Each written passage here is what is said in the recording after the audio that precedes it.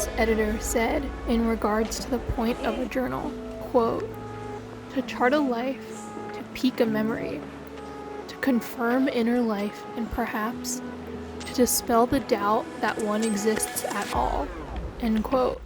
Friday, May 16th, 2025, Grand Canal Bank, Dublin, Ireland.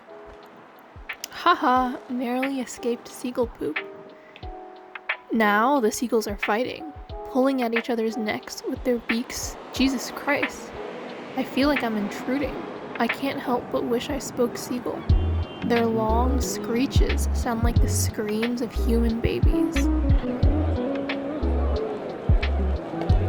I had no idea what to expect from Ireland, honestly. All I knew was that I feel like I have quite a few actors who I like from Ireland. Cillian Murphy, Saoirse Ronan, Nicola Coughlan. Oh, and I really like fromScratchBaker on YouTube, whose name I think is Alice. I guess I knew about St. Patrick's Day too. But yeah, on this Dublin trip with my dad, I started reading Sylvia Plath's unabridged journals.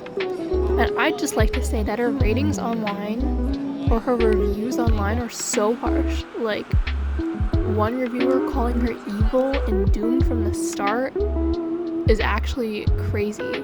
But simultaneously, I was also listening to M Train by Patti Smith, and I couldn't help but see the parallels between the two women.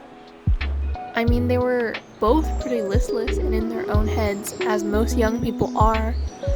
But Patti had her boyfriend literally plan a trip and propose to her, and Sylvia was sexually harassed. Like, how can those editors say some young girl is doomed from the start? Anyways, walking around alone in a city for a week will start to make you feel crazy. Everyone, especially younger people, were walking around thrifting with their boyfriends or girlfriends, or they were all going to the Tate McRae concert.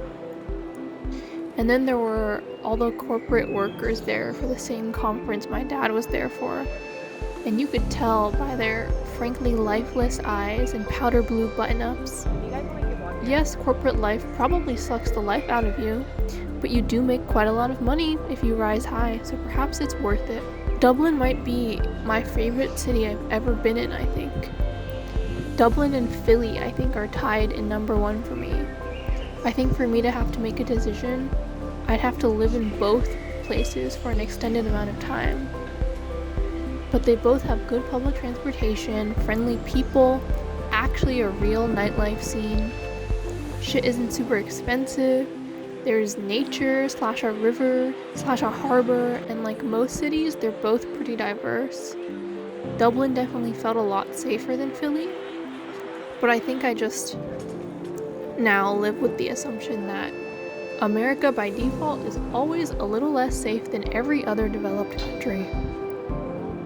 I went on this literary pub crawl that was honestly just full of old white people from America, so not much of a change of scenery there. But I couldn't help but feel the quote by Sylvia Plath, quote, "Yes, my consuming desire to mingle with road crews, sailors and soldiers, barroom regulars, to be a part of a scene, anonymous, listening, recording. All is spoiled by the fact that I am a girl, a female always in danger of assault and battery. My consuming interest in men and their lives is often misconstrued as a desire to seduce them, or as an invitation to intimacy.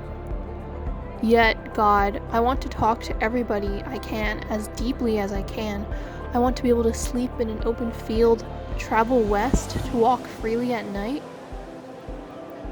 End quote.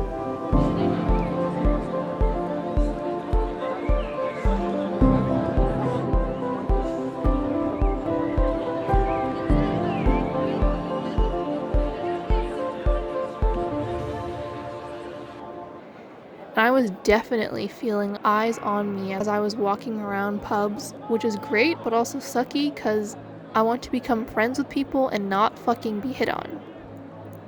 And it's not like I can count on people to have courtesy. Men old enough to be my father or my grandfather have liked me and somehow think that's okay. Anyways, nothing a couple dirty looks, or at least full-on ignoring people, can't solve. I thought the city was shockingly peaceful and my brain was so confused. It felt like a seaside town, but also very hip and busy like New York City, without much of the grossness and cutthroaty and pretentious culture you sometimes feel in New York City. My hypothesis is that, frankly, the drinking culture keeps the city social and connected, and European values of good public transportation, liberal ideals, and how small Ireland is keeps the city livable and diverse.